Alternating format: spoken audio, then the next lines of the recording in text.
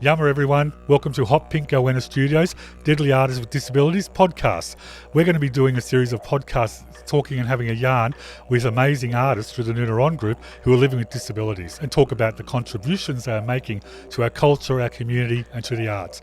Now these podcasts are available due to the generous support from Queensland Arts or Arts Queensland and the Queensland Government, who have been able to provide us with a grant to be able to get these and bring these to you. So I really want to acknowledge that, because without that we wouldn't have been able to develop these podcasts and put them out there for you. So thank you very much, and I hope you enjoy them.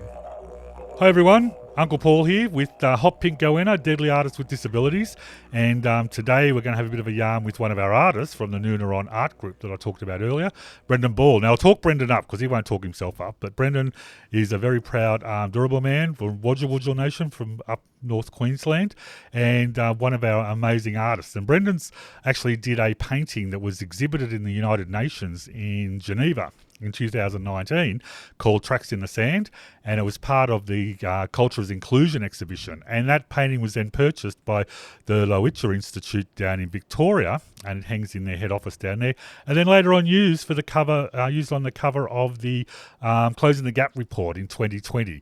So he's sort of out there, and he's got a few of his paintings floating around, and I remember he did one back in 2019 on the Recognise campaign.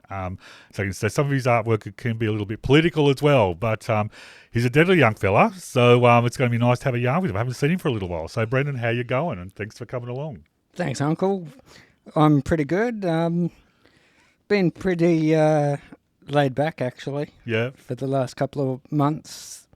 Had a couple of issues, but, you know, I'm back and deadly and ready to roll.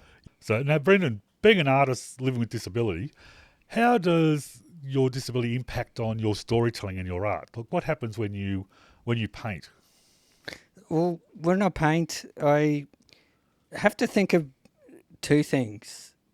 One, what the story is, and two, what I want it to be in the end. It's quite hard to actually get the two moulded. If you look at the Indigenous wasn't really that inclusive back in the day, where now we're getting a lot more inclusive.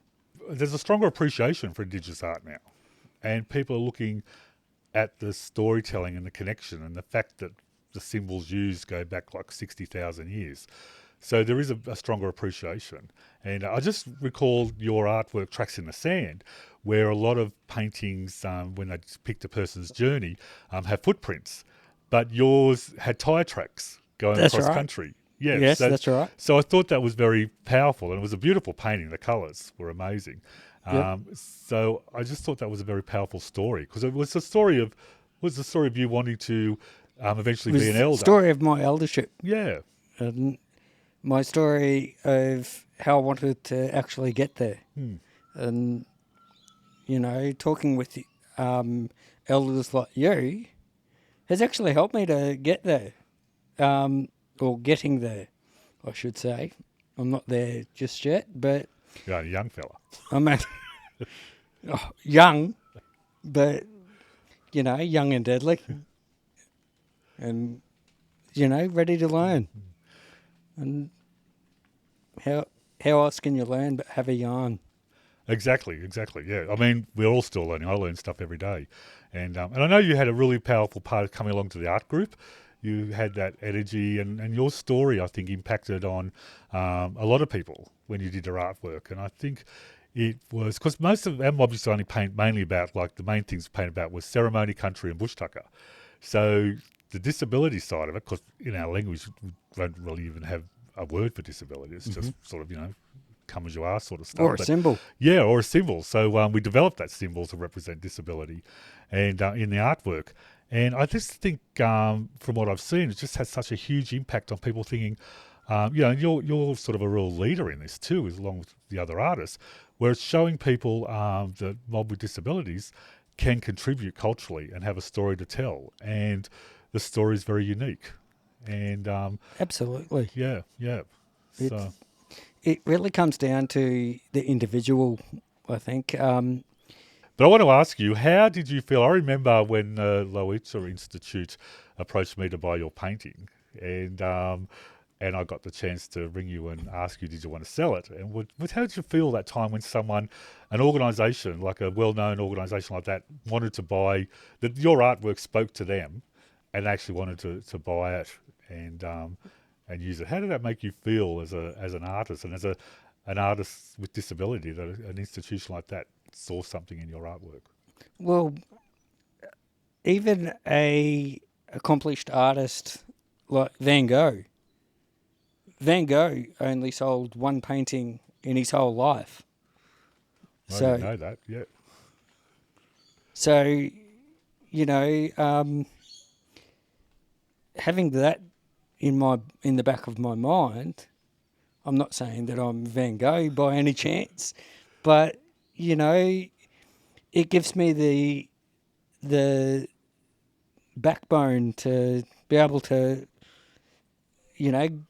at least have a chance to get up to that kind of thing, and to spread my message or my story, however you want to put it. I'd love that chance. And that painting has opened the door for me. Yeah, that's great. It has.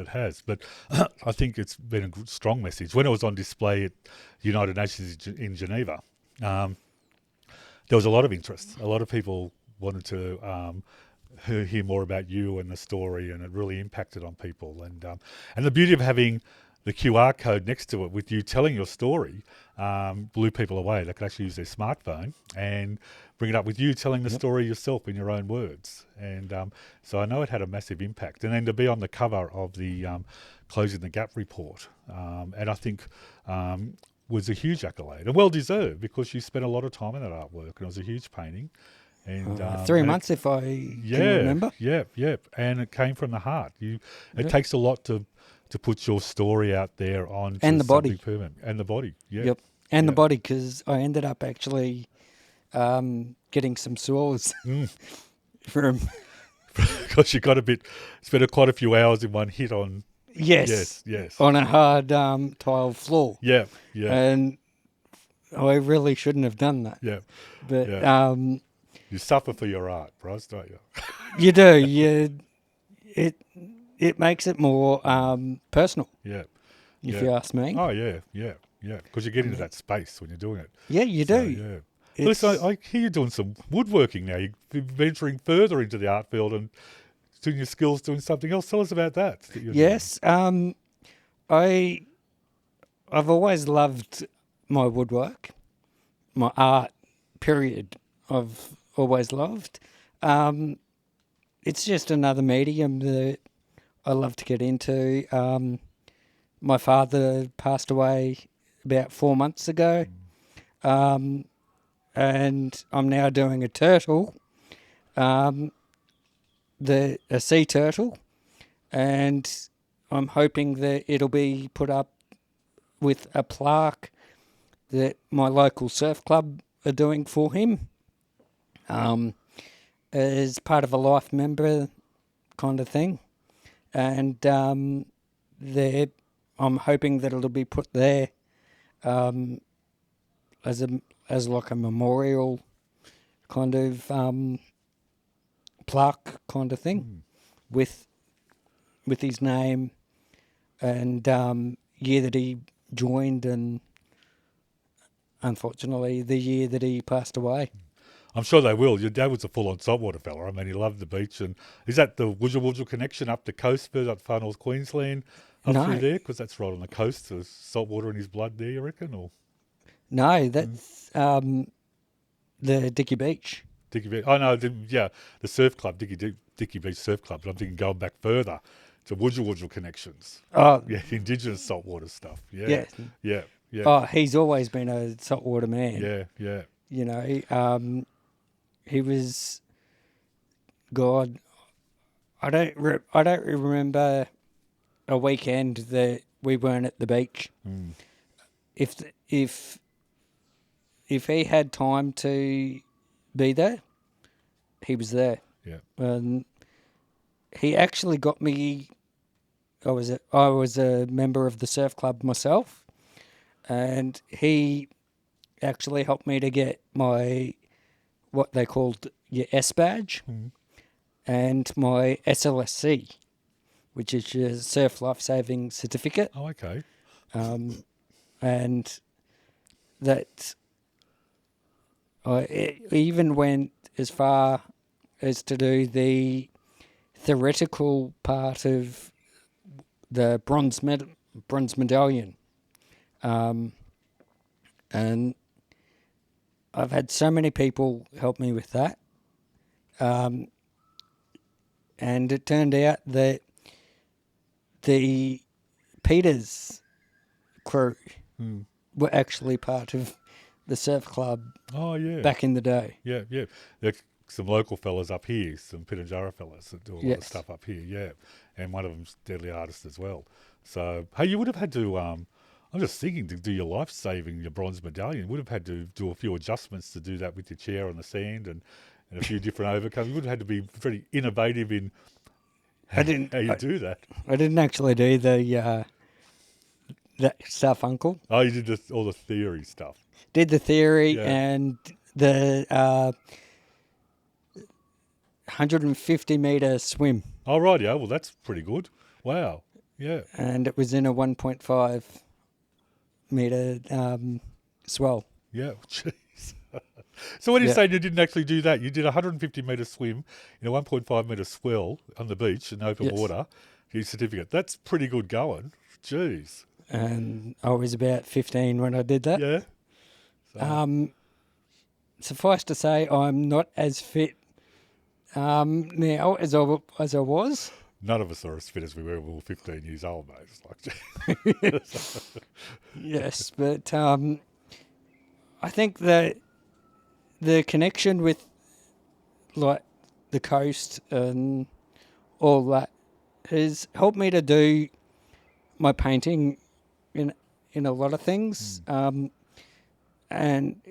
it helps me clear my mind when when I'm having a bad day.